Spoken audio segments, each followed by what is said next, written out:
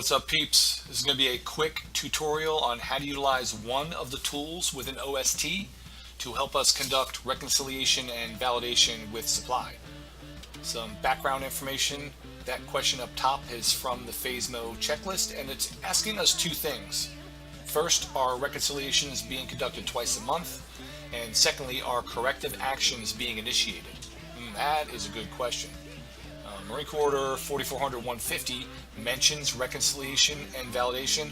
It's important to note here that they are two distinctly different things. Validation, that's that kneecap to kneecap internal process between the customer and supply to verify the status of the part. We validate with supply to ensure that the requisition has the correct priority, to determine if it's been canceled or rejected or receipted for or scrounged, or if we don't like the ESD or anything with a particular document that creates a problem. Reconciliation, that's the process of capturing those validated problems in GCSS Marine Corps, ensuring that follow-up actions that we discussed during validation are documented and assigned to the proper personnel. So the user's manual talks about validations and modifications to requisitions. And the way that the customer formally communicates with supply is through a transaction status task. And it outlines the process on how to create that transaction status task. And it tells us that the follow-up action that we want supply to take is going to be written within the task notes of the transaction task. So this video is designed to help you easily identify problem requisitions and then utilize specific verbiage that you can copy and paste into your task notes that supply will understand. And I believe if we speak their language, then it's going to be easier for them to take positive action. All right, enough of that. So back to OST. Hey, before we dig in, I just want to say we all know OST is not perfect, right? But don't be a hater. It's pretty damn good. It may not be real-time data, but it's from like yesterday, and it's an extremely convenient way to get a 98% solution on most situations.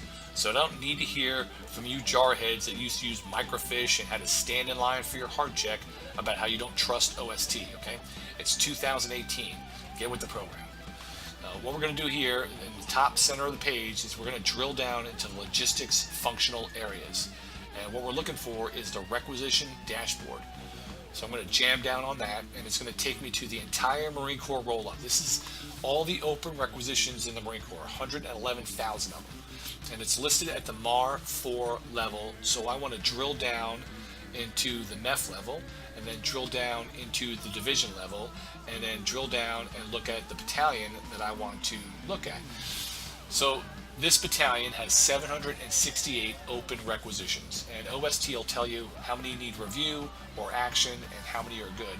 And that 768, that's a hyperlink, so I'm going to go ahead and click on the hyperlink, and it takes me to this nice, colorful, fantastic, that I don't really know what to use, but thankfully up there in the top right, I can go ahead and export it into an Excel file. So I'm going to go ahead and jam down at the top right there on that Excel icon, and I'm going to save it to my desktop.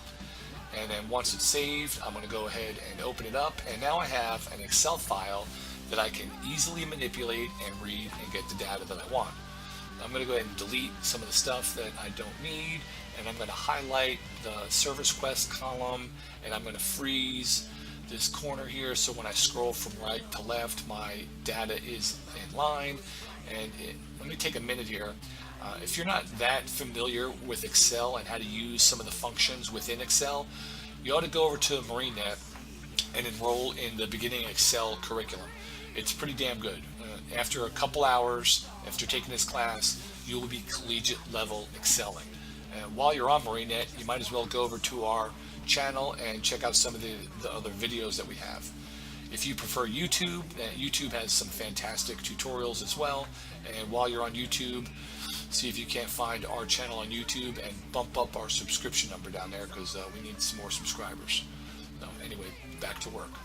I'm going to go ahead and scroll over, and I'm looking for the type, problem, and resolution column, and I'm going to expand those a little bit.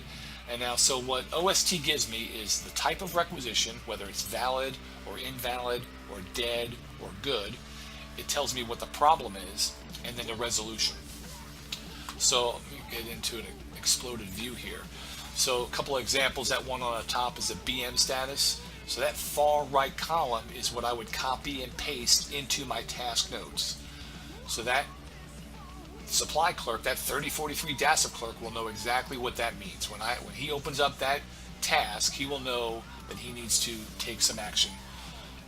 That B9 status on the bottom, we got B8 status up top there, and on the bottom it looks like we have a lost shipment. So again, OST will give you this document. It's quick, it's easy. All it's going to do is effectively communicate what we want supply to do for them. So it's that simple. OST. We'll go ahead and put some more OST videos up on the channel when we get some time. If you have some comments or suggestions, you want to see some other stuff, please let us know. Go ahead and copy this link and share it, and get the word out there, and mash down on that like button, and I think that's it. Semper Fi. Now I know. And knowing is half the battle. G.I. Joe!